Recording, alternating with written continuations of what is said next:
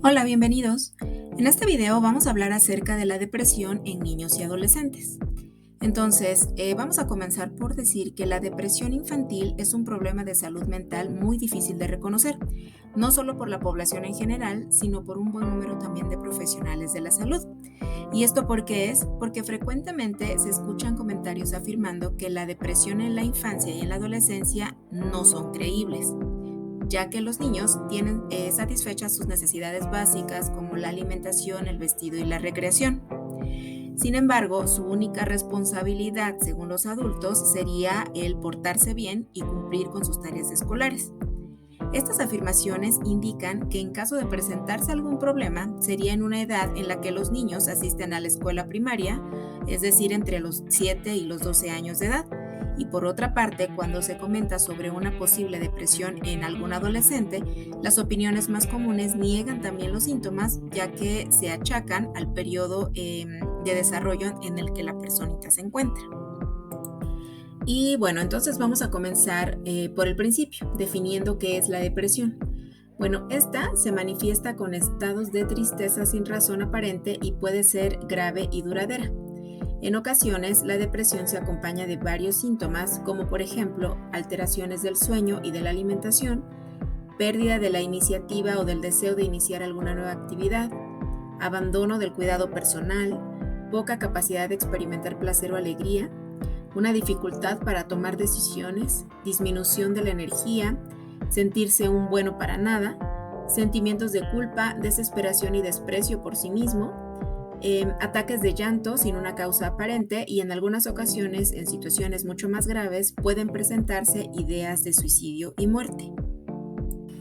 Se sabe que los niños y adolescentes que pasan por una depresión reconocen que tienen un grado importante de desesperación, ¿sí? Que en muchas ocasiones los llevan a experimentar y abusar de drogas que les ofrecen sus amigos o algún conocido para poder aliviar ese dolor, a lo que ellos califican como un vacío, una falta.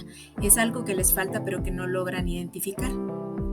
Entonces, en promedio, por ejemplo, la depresión es más frecuente en los niños, pero esta frecuencia cambia también cuando se trata de niñas entre los 10 o los 14 años. Probablemente el aumento del número de estos casos se deba a la presencia de hormonas femeninas en esta etapa de desarrollo. Cuando existen antecedentes de depresión familiar, también el riesgo de contraer esta enfermedad es 14 veces mayor, sobre todo si los padres tuvieron algún episodio depresivo antes de los 30 años de edad.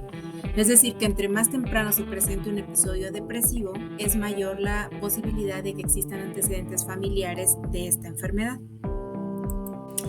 Entonces, derivado de estas consideraciones, se puede afirmar que aunque la depresión puede ser calificada como una enfermedad invisible o inexistente en niños y adolescentes, la realidad nos muestra un panorama totalmente diferente y que este trastorno va creciendo y se extiende de manera silenciosa. Es importante comentar que no es una enfermedad característica de los llamados países pobres o en desarrollo como el nuestro. Con frecuencia, la depresión en la infancia y la adolescencia se encuentra asociada a problemas de conducta, episodios de ansiedad, trastornos por déficit de atención con o sin hiperactividad y situaciones estresantes, entre otras, que van dificultando aún más la realización de un buen diagnóstico. En los casos en que los síntomas se inician a edades más tempranas y no son identificados, pues hay mayor posibilidad de que se agrave la situación en el futuro, causando problemas en las relaciones personales, familiares, laborales y sociales. Y bueno, ¿cuáles son las posibles causas de la depresión? Bueno, pues en muchos casos se puede comprobar que la depresión en niños y adolescentes tiene antecedentes importantes, sobre todo en situaciones estresantes, pero de larga duración, ¿sí? Es que son situaciones que se van repitiendo y repitiendo frecuentemente a lo largo de su corta vida. Asimismo, otros impactos estresantes como por ejemplo los miedos, las frustraciones, las pérdidas, ya sea de seres queridos o de otras cosas, y los choques emocionales, como el divorcio de los padres, por ejemplo, ante lo que los niños o los adolescentes nada pueden hacer. Entonces se imponen a la capacidad de sus recursos emocionales y entonces se van a encontrar vulnerables, indefensos y se van a derrumbar emocionalmente, cayendo en depresión. Ahora, es importante también que consideremos que la depresión es una emoción normal, todos en algún momento de la vida la llegamos a padecer, ¿sí? Entonces, la depresión es un estado emocional normal que se caracteriza por sentimientos de malestar pasajero, sensaciones de desagrado ante ciertas circunstancias y en ocasiones también se caracteriza por síntomas en el cuerpo como erupciones en la piel, dolores de cabeza, tensión muscular y episodios en los que aumenta la frecuencia cardíaca y la sudoración. Entonces, ¿cuándo es que hay que preocuparse? Cuando esta conducta emocional ya es poco normal. Por ejemplo, una persona que está de mal humor durante unos días, pues dices es algo normal. Pero si este mal humor se ha extendido ya durante meses o años, entonces es que estamos hablando de un tema que hay que atender porque esa persona puede estar sin saberlo en una depresión. René Spitz nos habla acerca de un cuadro clínico de la depresión por las diferentes etapas que va pasando la persona. Entonces vamos a analizarlas aquí. En la etapa preescolar, por ejemplo, tenemos que poner énfasis en la comunicación corporal del niño. Esta nos va a dar como la pauta para poder saber si está pasando por algún cuadro de maltrato que lo esté llevando a experimentar una depresión. Por ejemplo, tenemos que poner atención en la expresión de su cara, la postura de su cuerpo, así como el tono de voz que utiliza, el tiempo de pronunciación de frases cortas y el nivel de actividad. Estas características son de gran valor para poder evaluar el estado emocional del niño, puesto que a esta edad sus habilidades verbales pues no están completamente desarrolladas aún. Y continuamos con la etapa escolar. En este periodo se presentan manifestaciones corporales con poca comunicación verbal acerca del estado de ánimo, dolores de estómago, dolor de cabeza, malestar general, hiperactividad o actividad disminuida, aislamiento, bajo rendimiento escolar, se despierta muy temprano o tiene pesadillas, mucho llanto, hay poca tolerancia a la frustración, agresividad y autoagresión, así como rechazo a las personas que se le acercan.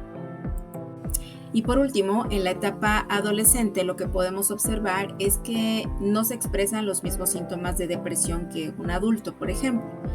Los adolescentes más bien hablan de estar aburridos, de experimentar un vacío, de sentirse incomprendidos, solos, abandonados y rechazados.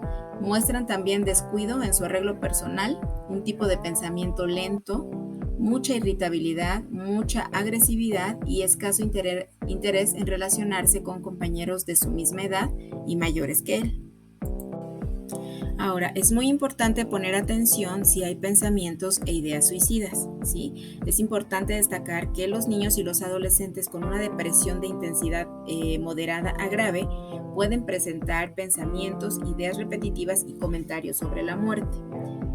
Se comunican también ideas suicidas y pueden existir intentos ya de suicidio.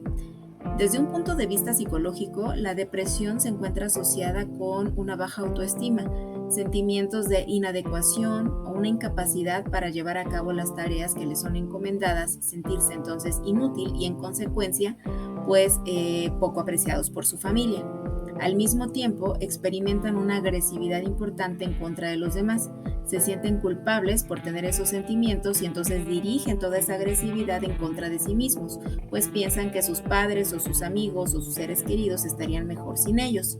Entonces, cuando este tipo de pensamientos se repiten una y otra vez y se comunican, es decir, que a lo mejor llegan a comentártelo más de 2 veces a la semana, entonces estamos hablando de episodios depresivos graves que requieren de atención inmediata. Y bueno, pues la intención de este video es precisamente el que los padres de familia puedan tener una guía para que puedan identificar algunas de estas conductas en sus hijos y poder tomar acciones a tiempo, ya que también sabemos que todo este tipo de trastornos, incluidos una depresión, trastorno por ansiedad u otro tipo de trastornos, pueden llevar a los niños o a los adolescentes a buscar una salida fácil, como es el empezar a consumir sustancias que los alejen de su realidad. Entonces, bueno, ¿cuáles serían entonces las conductas o los síntomas de depresión más importantes que tienes que considerar y estar atentos?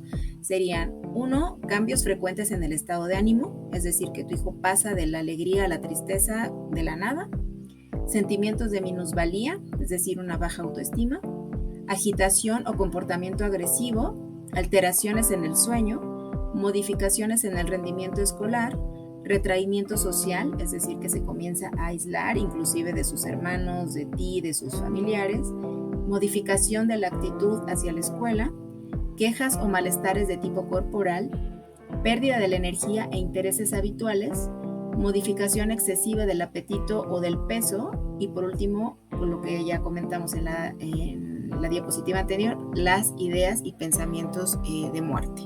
Y bueno, pues recuerda que si todos estos temas te interesan, te invitamos a que te suscribas al canal y nos vemos en el próximo video. Gracias.